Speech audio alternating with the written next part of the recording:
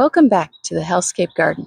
In the desert, most people are trying to keep plants alive. Meanwhile, elephant food is over here acting like it wants to take over the planet. This weird succulent goes by a bunch of names: elephant food plant, Spekboom, Porkbush, Dwarf, Jade, elephant bush. Meanwhile, its scientific name is Portulacaria Afra. And yes, actually, elephants do eat it in South Africa, where entire landscapes are covered with the stuff. The name Spekboom comes from the Afrikaans language, spek meaning bacon or fat, referring to the plump, juicy leaves, and the boom means tree.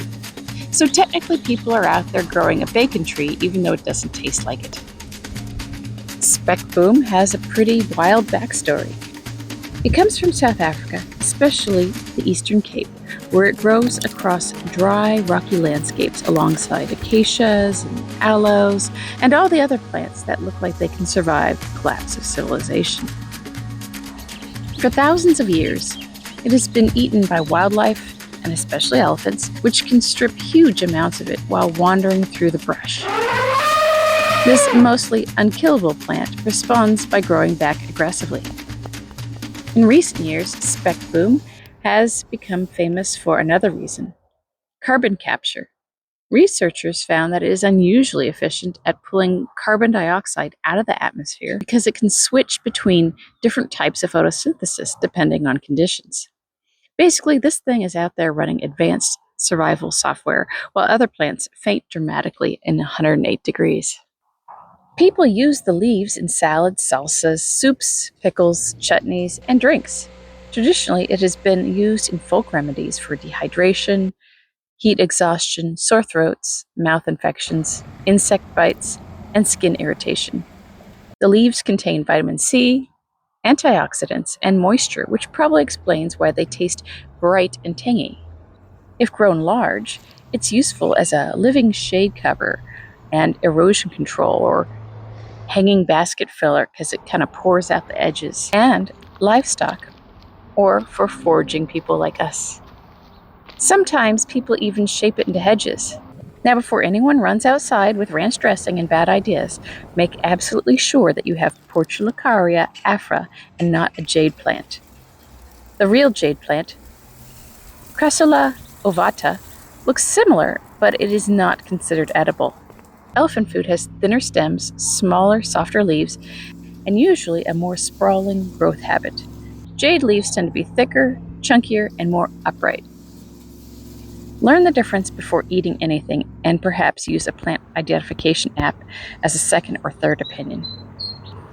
Once you know you have the right plant, the leaves are actually pretty decent.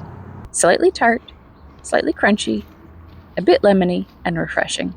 I sometimes chop a handful into tuna salad sandwiches instead of using pickle relish.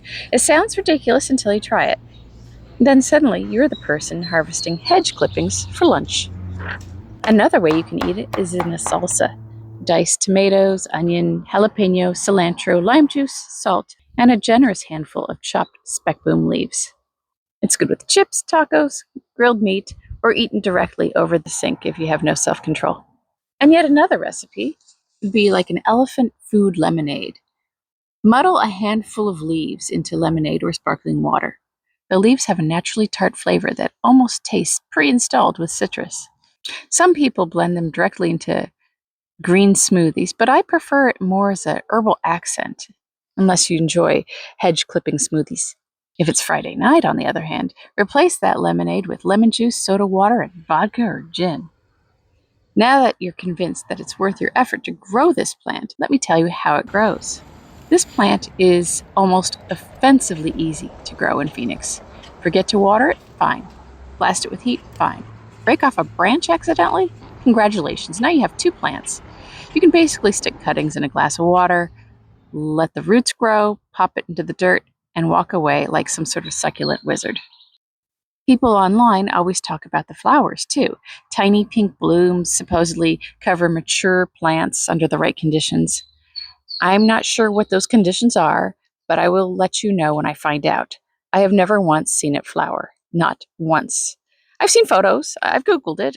I believe flowers exist in theory, but my elephant food plants seem to fully commit to producing only more elephant food plants forever via propagation.